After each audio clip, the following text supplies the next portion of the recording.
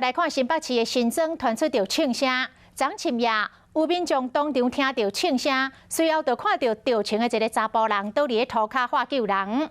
这个流弹过去共伤着一个过路的少年人。凶手开枪了后，是主动到新庄分局去投案。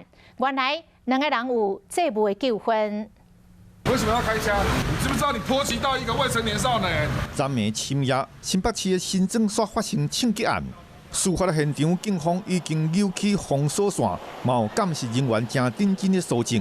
涉嫌开枪的涉过嫌犯，原来主动来到新庄分局投案。有2声枪响，然后就以为是甩炮什么的。当事人说告诉我们是受到枪的波及这样子。 根据警方掌握的消息，姓郭的嫌犯迄时早穿要报鸟市湾，伊向姓罗男子开一枪了后，枪支煞弹到另外一个少年的，害伊受伤。大概3个月前他疑似被这名这个罗姓男子动手殴打，所以他心生不满，晚上拿着这把手枪去在这个新庄路211号前发现这个被害人出现以后，他拿着这把手枪朝他的左大腿开了1枪。为着1万块的校务，煞演变做枪击的事件。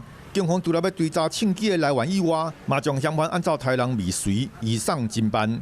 但是对无代无志所讲弹一枪的少年家来讲，真正有够无辜。咱台湾的治安，伫当时乃变甲这呢歹。